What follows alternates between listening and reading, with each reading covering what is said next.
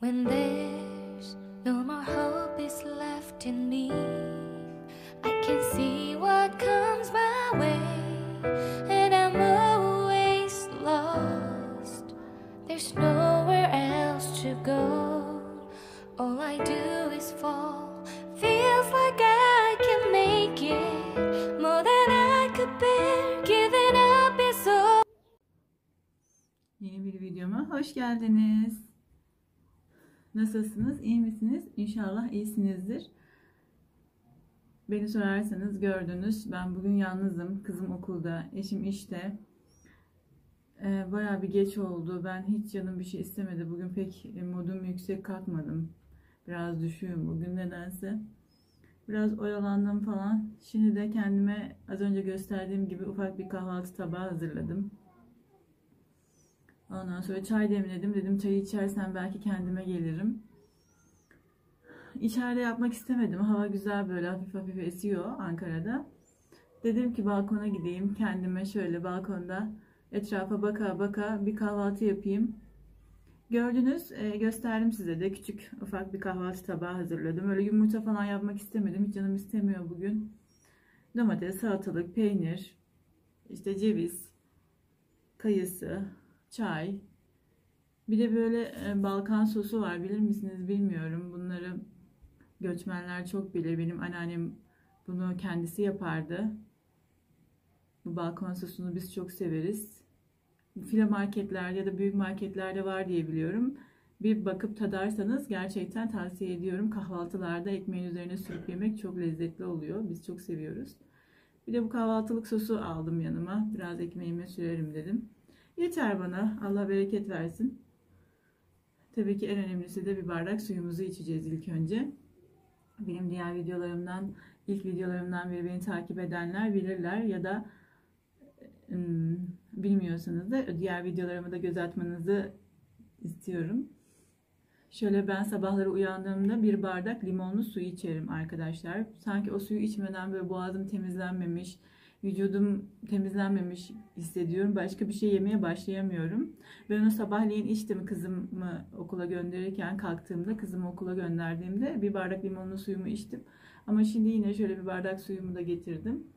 Bunu da içeceğim. Sonra kahvaltımı yapacağım.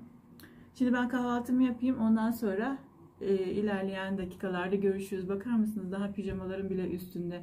Yüzüme gözüme hiçbir şey sürmedim. Arkadaşlar böyle, yani beni bu şekilde görüyorsanız kusura bakmayın. Yani sabah halim. Hiç canım bugün bir şey istemiyor. Modum çok düşük. Kızımın da bugün özel dersi var. Okuldan onu alıp derse de götürmem lazım. Hiç canım da dışarı çıkmak istemiyor. Ne yapacağım bilmiyorum ama götürmek zorundayım tabii ki.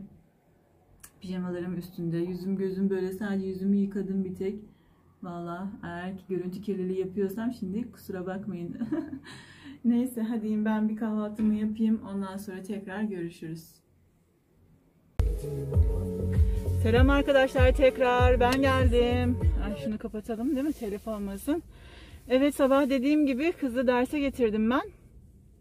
Derse bıraktım kızımı. Ondan sonra geldim. Eczaneye uğradım şöyle. Eczaneden şu maskelerden aldım arkadaşlar. Biz şöyle kızıma şu Be Good'un maskelerini kullanıyoruz. Benim kızım astım hastası olduğu için başka maske kullanamıyor. Bunlarla nefes alıp vermesi gerçekten çok şey. Eczacı bile biz fark etmeyiz ama astım hastaları bunun farkını fark ediyorlar dedi. Gerçekten de öyle. Kızım başka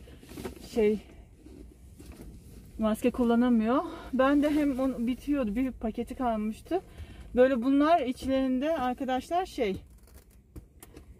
beşli paketler oluyor. Şöyle göstereyim size. Şöyle beş gibi böyle küçük çantasına atıyor. Biz de çantamıza atıyoruz çıkarken, iyi oluyor. Hani hepsi bir arada değil. 5 paketlenmiş şekilde hijyenik oluyor taşırken de. Hani kutunun kapağını açtığımızda böyle direkt havayla temas etmiyor. Beşli paketlerde çok güzel. Onu aldım kızıma, bitiyordu. Ondan sonra Ankara'da o kadar bir rüzgar çıktı ki arkadaşlar. Saçım başım birbirine bakın. Şöyle azıcık camı açayım.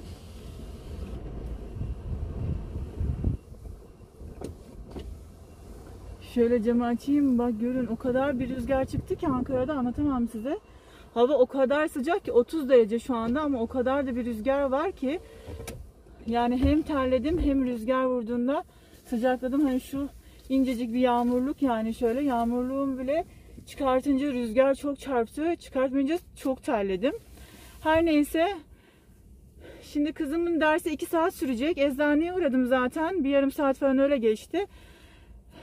Kızımı derse bıraktığım yerin yakınında da AVM var. Dedim eve gidip gelene kadar saat de olacak. Gittiğime değmeyecek. En iyisi AVM'ye gireyim.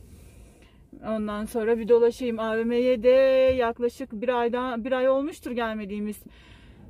Ya en son şu 17-18 gün kapanma vardı ya, ondan önceki 2 gün öncesi gitmiştik AVM'ye. Hatta o bir alışveriş videosu, 1000 TL'lik alışveriş videosu çekmiştim. O zaman da en son. Bir ay olmuştur yani. Gideyim bakayım bir AVM'de ne var ne yok. Buraya da hazır arabayla park etmişken size de durum güncelleyeyim dedim. Hadi bakalım, AVM'nin içinde açabilirsem, kalabalık değilse açarım size. Şimdi inelim. Bakın şöyle size gerçekten rüzgarı dinleteyim mi?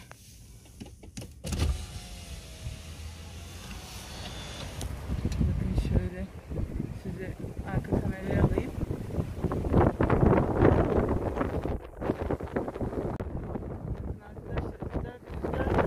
Telefon elimden uçacak neredeyse.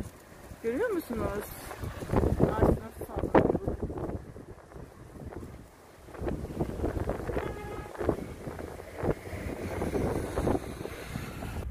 Bakın arkadaşlar, öyle bir rüzgar var ki yağmurluğumun şapkası kendiliğinden kafama geçti yani. O kadar bir rüzgar var. Bakın. Bilmiyorum, bir şey yapıyor musunuz? Çok fena rüzgar var. Hayır olsun inşallah. Çok da sıcak var ama yani. Rüzgar var mı, sıcak da çok. Evet arkadaşlar, ben AVM'de dolandım ama size hiçbir şey çekemedim. Dükkanlar biraz kalabalıktı. Birkaç parçada bir şeyler aldım. Ellerim doldu. Böylece çekim yapamadım. Şimdi geldim tekrar kızımı. Şöyle 2 tane maske takmıştım arkadaşlar şeye girerken ama çok kötü, bunu aldım gerçekten. Şimdi kızımı almaya geldim dersten. Onu bekliyorum. Burada da dedim ki açayım arkadaşlarımı burada. Bu sefer de arabada bir kapanış konuşması yapayım. Evet arkadaşlar, bu seferki videomuz da bu kadar olsun. Eğer beni buraya kadar izlediyseniz çok teşekkür ediyorum. Kendinize ve sağlığınıza çok iyi bakın. Bir dahaki daha güzel videolarda görüşebilmek umuduyla. Hoşça kalın.